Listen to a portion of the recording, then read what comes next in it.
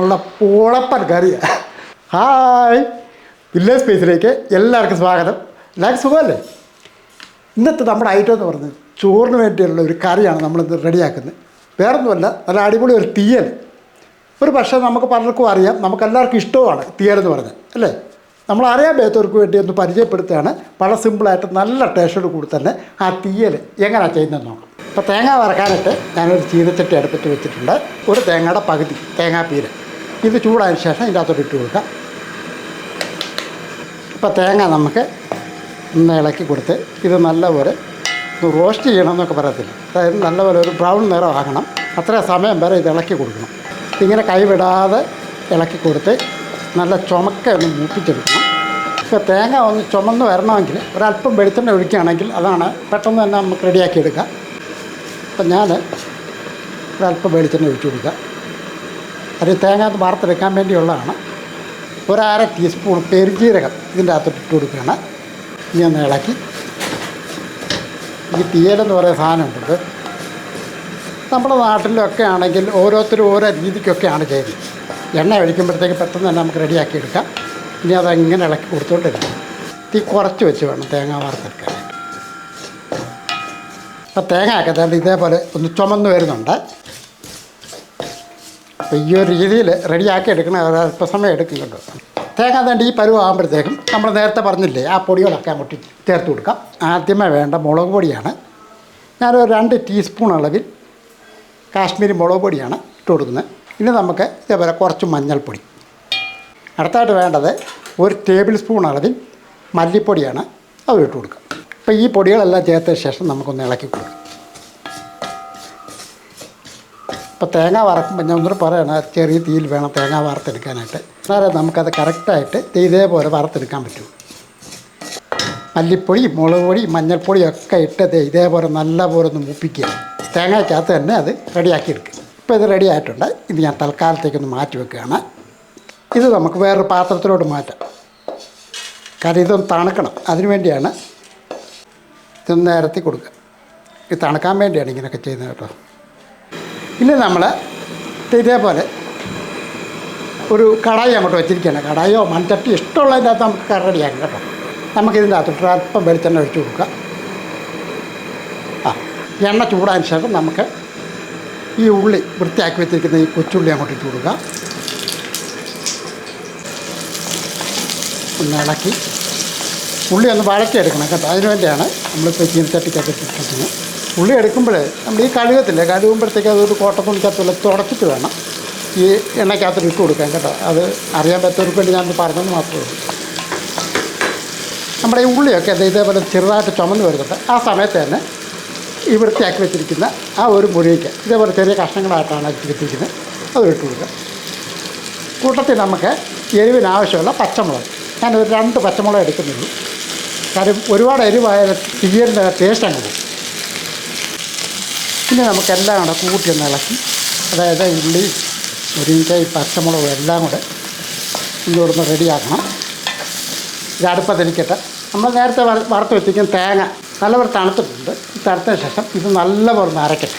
അപ്പോൾ ഇത് അരക്കാനായിട്ട് അങ്ങോട്ട് കൊടുക്കുകയാണ്. നല്ലപോലെ മഷി പോലെ ഉള്ളി, മുരിങ്ങയ്ക്കായി ഇതൊക്കെ ഒന്ന് റെഡി ആയിട്ടുണ്ട്. അതുകൊണ്ട് ഈ ഒരു രീതി ആകുമ്പോഴത്തേക്ക് നമുക്ക് തക്കാളിയും കൂടെ ചേർക്കും. നമ്മൾ തക്കാളി ഇട്ടാണ് അത് റെഡിയാക്കുന്നത്. കാര്യം പാളംപുളി ഒഴിവാക്കിക്കൊണ്ട് തക്കാളിയാണ് ഞാൻ ചേർക്കുന്നത്.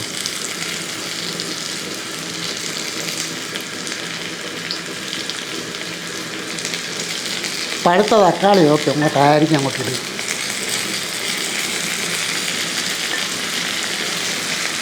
ഏതായാലും 2 തക്കാളിയുടെ ആവശ്യമുള്ളൂ. അതിന് ശേഷം ഒന്നുകൂടെ ഇളക്കി ഈ തക്കാളിയും കൂടെ ഇതിനകത്ത് കിടന്നൊന്ന് വഴറ്റിയെടുക്കും. ഈ തക്കാളിയൊക്കെ ഇപ്പം ഒന്ന് പൊട്ടി വരുന്നുണ്ട്. ഈ സമയത്ത് തന്നെ നമുക്ക് കുറച്ച് ഉപ്പ് പൊടിയും കൂടി ഇട്ട് കൊടുക്കാം. അതായത് ആവശ്യത്തിനുള്ള ഉപ്പ് പൊടി ഇട്ട് കൊടുക്കും. ചുള്ള വേണം. അരപ്പൊടൊക്കെ ഇട്ട് കഴിയുമ്പോഴത്തേക്കും ഉപ്പ് കുറവ് വരും. അതുകൊണ്ട് ഒരല്പം ഉപ്പ് പൊടി നമ്മൾ ഇട്ടിട്ടുണ്ട്. പൊടി ഇട്ട ശേഷം ഒന്ന് ഇളക്കിയിട്ട് ഇനി ഒരല്പം വെള്ളം കൂടി ഇതിനകത്ത് ഒഴിക്കുകയാണ്.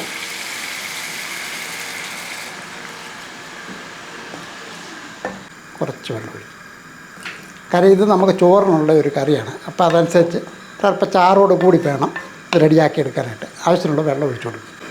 ഇനി ഒന്ന് അടച്ചു വെക്കുകയാണ്. ഈ ഒരപ്പം കൂട്ടി വെക്കണം. ഇനി ഇത് നല്ലപോലെ തിളയ്ക്കട്ടെ. ഇപ്പോഴത്തേക്ക് അരപ്പം റെഡിയാവും. ഇപ്പോൾ ഏകദേശം ഒരു 3 മിനിറ്റോളം ആയിട്ടുണ്ട് കേട്ടോ. അപ്പോൾ ഈ മുരിങ്ങയ്ക്കൊക്കെ വേകാൻ വേണ്ടിയാണ് ഞാനത് മൂടി വെച്ച്. ഇപ്പോൾ റെഡി ആയിട്ടുണ്ട്. ഈ ഒന്ന് കുറച്ച് വെക്കട്ടെ. നമുക്ക് തുറന്നു. ഇപ്പോൾ തക്കാളി മുരിങ്ങയ്ക്കൊക്കെ വെന്തിട്ടുണ്ട്. ഇനി ഒന്ന് ഇളക്കി കൊടുക്കും.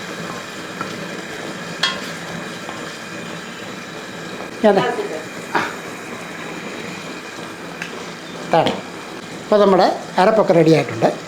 തേട ഇനി നമുക്ക് ഈ അരപ്പ് അങ്ങോട്ട് ഒഴിച്ചു കൊടുക്കാം.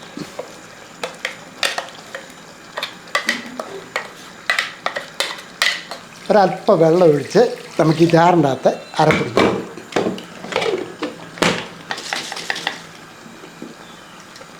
ഇനി ഇത് കൊണ്ട് അരപ്പൊക്കെ ചേർത്തു. ഇനി നമുക്കൊന്ന് ഇളക്കി കൊടുക്കാം.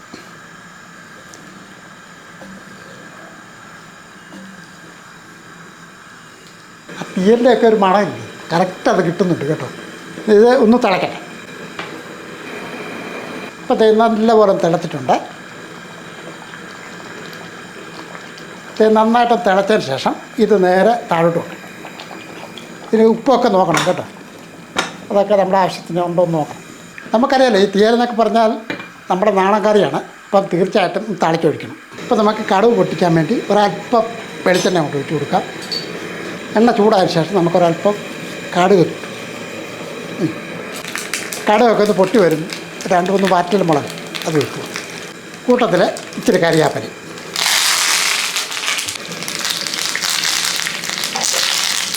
ഇപ്പോൾ താളിരെല്ലാം കഴിഞ്ഞു. ഇനി നമുക്ക് താഴ്ചത് ഇങ്ങോട്ട് വെച്ചു. നല്ല സ്വാദിഷ്ടമായ തീയലാണിത്.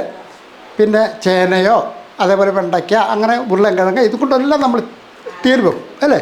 ഉള്ളിയും തക്കാളിയും മുരിങ്ങക്കായും കൊണ്ട് തീയൽ വെച്ചിട്ടുണ്ട്. ഒന്ന് വെച്ച് നോക്കണം. നല്ല അപാര ടേസ്റ്റാണ്. പിന്നെ വേറെ കാര്യമുണ്ട്, ഓരോ സ്ഥലത്തും ഓരോ രീതിക്കാണ് അത് ചെയ്യുന്നത്. ഇത് ഞങ്ങളുടെ വീട്ടിൽ ചെയ്യുന്ന ഒരു രീതിക്ക് ഞാൻ കാണിച്ചത് മാത്രമേ ഉള്ളൂ. പക്ഷേ പൊളിയായിട്ട് വരും. നല്ല ടേസ്റ്റാണ് ഇങ്ങനത്തെ ഒരു രീതിയിൽ തീയൽ കേട്ടോ. നല്ല ടേസ്റ്റി ആയിട്ട് ചോറിൻ്റെ ഒക്കെ കൂടെ കഴിക്കാൻ പറ്റിയ നല്ലൊരു തീയലാണ്. തീർച്ചയായിട്ടും നിങ്ങൾക്കെല്ലാവരും ചെയ്ത് നോക്കണത്. നിങ്ങളൊക്കെ ചെയ്യുന്ന രീതിക്കൊന്ന് കമൻറ്റുകൾ ഇട്ടേക്കണം. നമുക്ക് മനസ്സിലാക്കാതെ ഏത് രീതിയിലേക്കാണ് ഓരോ സ്ഥലത്തും ഓരോന്ന് ചെയ്യുന്നതെന്ന് അറിയാമല്ലോ. നല്ല ചൂടി ചോറിൻ്റെ കൂടെ ഇതേപോലെ ഇച്ചിരി തീയലൊക്കെ ഒഴിച്ചൊന്ന് കഴിച്ചു നോക്കി. എന്തായാലും ശരി, നിങ്ങൾ ഇതേ രീതിയിലൊന്ന് ചെയ്ത് നോക്കും. നിങ്ങൾക്ക് ഇഷ്ടപ്പെടും, ഉറപ്പ് കാര്യമാണ്. ഇപ്പോൾ വീഡിയോ ഒക്കെ ഇഷ്ടപ്പെട്ടാൽ കേട്ടോ ഒന്ന് ലൈക്ക് ചെയ്യാനും ഷെയർ ചെയ്യാനും സബ്സ്ക്രൈബ് ചെയ്യാനും മറക്കല്ലേ. വേറൊരു വീഡിയോ ആയിട്ട് പെട്ടെന്ന് വരാം. ബൈ.